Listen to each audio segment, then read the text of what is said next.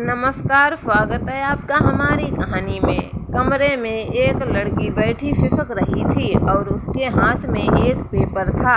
वो कभी उस पेपर को देखती और कभी सामने खड़े उस आदमी को।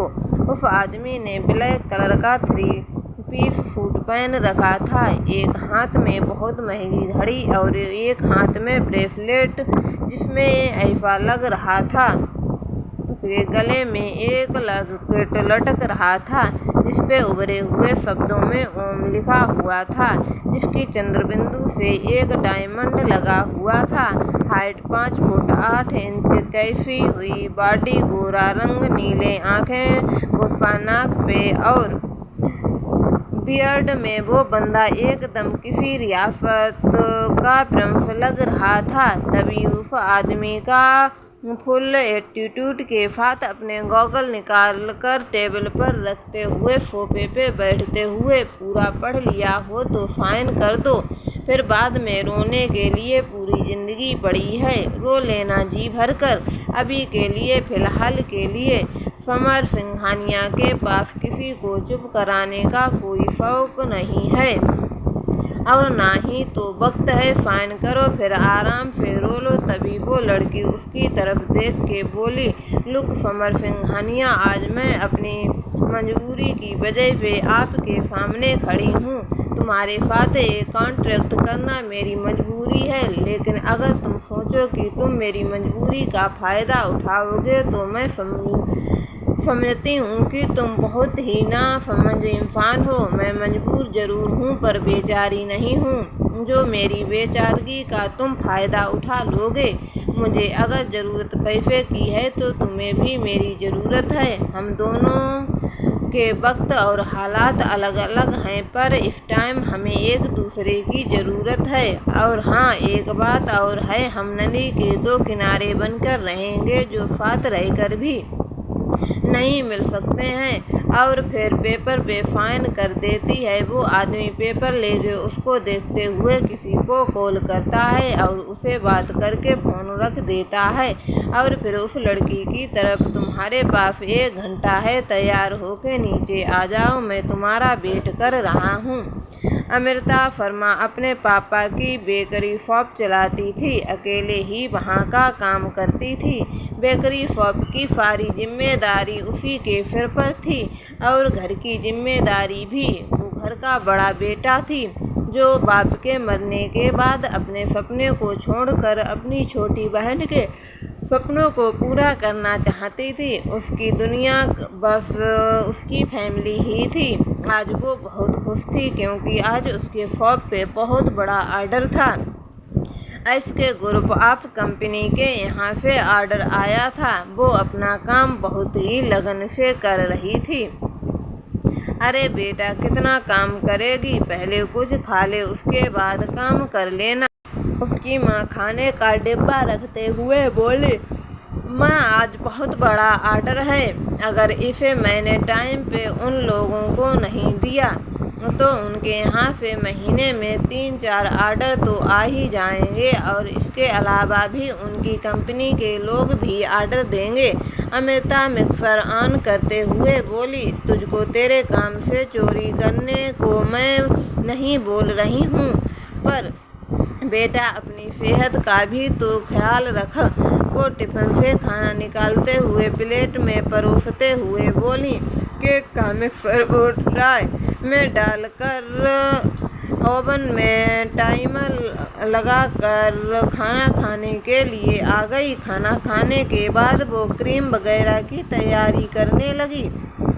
करीब 25 मिनट बाद सारे पेश तैयार हो गए। वो उसने उनको बाहर निकाल के रखा। माँ आप घर ला आओ, और हाँ, मुझे आने में देर हो जाएगी तो आप अपनी दवाई खा के सो जाना, मेरा इंतज़ार मत करना।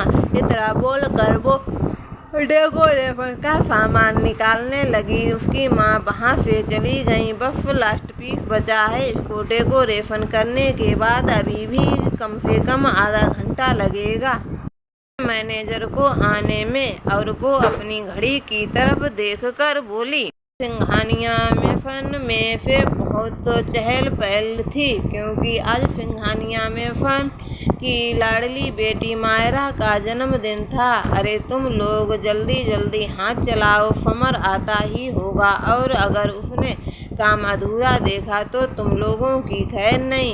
एक करीब 40 साल की लेडी, रंगोरा बालों को जूड़ा किए हुए, कानों में सोने के झुमके, गले में चैन, मांग में सिंदूर ऐसे लगा हुआ था कि नजर न आए क्यों। सस्पेंस और बनारसी डिजाइन साड़ी में वो बहुत प्यारी लग रही थी। तो समर की माँ थी जो सारे नौकरों को हिदायत दे रही थी। तभी एंट्री होती है वहाँ सिंघानिया की। उसको देख के सारे स्टाफ अपने अपने जल्दी जल्दी हाथ चलाने लगते हैं। माँ सारी तैयारी हो गई और वो आपने किस दुकान से ऑर्डर केक किया था वो आ गया। पता नहीं माँ, आपने किस सो कोल्ड दुकान से केक ऑर्डर किया है। वो अपनी माँ के पास आता हुआ बोला, बेटा मैंने पिछली बार अनाथालय में जब सारे बच्चों का बर्थडे सेलिब्रेट किया था तब वो लड़की वहाँ केक लेकर आई थी। उसके यहाँ का केक खा के सब उसकी तारीफ कर रहे थे, तभी मैंने कर लिया था कि मायरा के बर्थडे पर केक बनवाऊंगी। और मुझे उसकी एक बात अच्छी लगी, अनाथालय के यहाँ से केक है। उसने ये जानकर एक केक का पैसा भी नहीं लिया था। वो उसके सर पे हाथ फेरते हुए बोली, पर माँ हमारी प्रिंसेस कहाँ है? उसने अपनी माँ के साथ सोफे पे बैठते हुए कहा। अपने कमरे में मुंह फुलाए बैठी है। उसकी ड्रेस सारी आ गई, लेकिन उसमें तुमने लेट कर दिया। ऊपर कमरे में इशारा करते हुए बोली। दरअसल मायरा अपने भाई की लाडली थी। किसी की ऑकेजन या स्पेशल डे, खास अपने बर्थडे वाले दिन समर उसके लिए कपड़े सिलेक्ट करता है, लेकिन आज उसे थोड़ा लेट हो गया था। वैसे तो समर बहुत खड़ूस टाइप है, लेकिन अपनी फैमिली के साथ काफ़ी स्वीट है और उसकी बहन मुँह फुलाए है। समर अपने सिर पे हाथ फेरते हुए बोला, ओह अब तो मेरी खैर नहीं, और ऊपर जाने के लिए उठा। थोड़ी दूर जाने के बाद पलटा और बोला, माँ आप उफ़ाप मतलब केक शॉप से फ़ोन करके पूछिए, मैं ड्राइवर भेजूँ? मैनेजर नहीं जा पाए, जाने वाला था, उसे काम आ गया तो मैं ड्राइवर भेज दूँ। और फिर ऊपर मायरा के कमरे में चला गया। समर की बहन के बर्थडे पार्टी की तैयारी हो रही थी। समर को जब पता चलता है कि उसकी बहन मायरा ऊपर अपने कमरे में गुस्से में बैठी है, वो उसे मनाने के लिए उसके कमरे में जाता है। कमरे में जाता है तो वहाँ मायरा मुँह फुलाए बेड पे बैठी होती है।